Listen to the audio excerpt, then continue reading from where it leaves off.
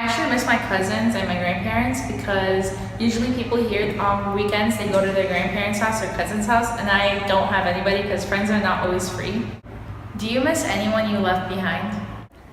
Yes, I do. Since I wasn't born here, my parents were the first ones that came here. Since they didn't have nowhere to stay, my parents decided to leave me over there for a year, and I stayed with my grandmother, which she's a second mother to me because she's the one that took care of me. And I really miss her. Well, I need her advice sometimes. Yes, I did miss my aunt and my uncle because they were really close to me. They were like my mom and my dad, but then they came to this country and we were all together. Bueno, sí, extrañamos a mucha familia que dejamos allá y yo extraño a mi hermano y a toda su familia, que tengo un nuevo nietito y bueno, nos gustaría volver a encontrarnos en cualquier momento. How has your life improved since the day you came? My life here in America has improved educationally because I'm a lifelong learner and I believe the biggest classroom is the classroom for improvement. Here I have experienced different strategies of teaching, not only from reading it from the books, but also as I collaborated with other teachers and organizations. Spiritually, I also had I believe I have improved myself as I go to a church where I found that it has enriched me spiritually, and my values and my belief had become stronger and stronger. My education is so different from Mexico. Since over there, if the teacher didn't appear in class, there was no classes for everyone. And I think that was a bad thing because we didn't learn anything at all. And when I came here, yes, it was difficult. It will open more doors to me. So coming to the United States, my life has improved tremendously. I heard stories about my mom and my dad about how hard it was for them to go to school for what they wanted to in the Soviet Union, where we're from, which is now Ukraine. And I remember my mom talking about how she wanted to be a journalist, but in order to be a journalist, she had to pay a bribe to the college because there was a lot of anti-Semitism where we lived. And so she was unable to secure a position at the college. She couldn't go. So she had to go to cosmetology school to become a hairdresser and a beautician. And so she had to really give up her dream. So coming here, I've never had to worry about that. I knew that I wanted to be a teacher for a long time, and I was able to make that reality.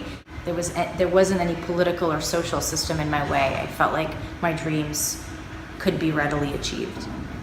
My life has improved here in America when it comes to relationships. My husband and I, who have been married for quite a couple of years, endured all our tests together here, financially, emotionally, and many others. What matters most is I always had thought that I'm done with teaching, but it seems the teacher in me tells me not to stop and go on learning. What's your reason for coming? La razón por venir aquí fue ayudar a mi familia económicamente, venir a trabajar, aprender más de este país. Fue porque necesitamos trabajar, entonces encontramos este país que nos dio unas oportunidades. Is economic, because you know how the Philippines is a third world country.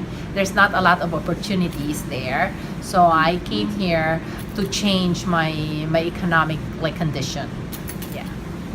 My reason for coming was when the United States of America Department of Education, in particular in New York City, went to our country to look for teachers. They had a special program wherein they wanted foreign teachers to teach American students. And for me, that was a challenge. And I took it, and no regrets. You regret coming to the United States? No, no me arrepiento de haber venido aquí nunca, porque ha dado la libertad, sobre todo la libertad de expresión y todo lo que yo no pude y nunca hubiese podido tener en mi país. I do not regret coming to United States from Argentina because It gave me the opportunity to go to school. I'm in college right now, and if I was in Argentina, I probably wouldn't be where I am right now. I don't regret coming to the United States because I feel like everything I've ever wanted, I was able to achieve, and the things that I still want, I feel are possible for me. I feel like I could be the kind of person I want to be here, and I don't have to worry about whether I can be that person because of the government or the political or social climate. So I'm really glad I'm here, and I don't know, I feel really happy. No nos arrepentimos de estar acá porque nos gusta el modo de vida que hay, que es parecido al que teníamos en Argentina, y nos encontramos bien seguros acá, entonces no nos arrepentimos de haber venido. When I came to this country, I had a dream, and that was to see my mom again, because she left me when I was 6 years old, and I got to see her back again when I was 14. My life was really rough at that time, and I just wanted to have a better life. And I also had another dream, which was to have a better education. No, en realidad no me arrepiento de venir aquí.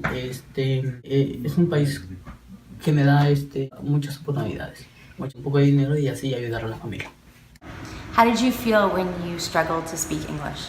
Pues para mí me hizo muy difícil debido a que nunca había escuchado este idioma en mi país.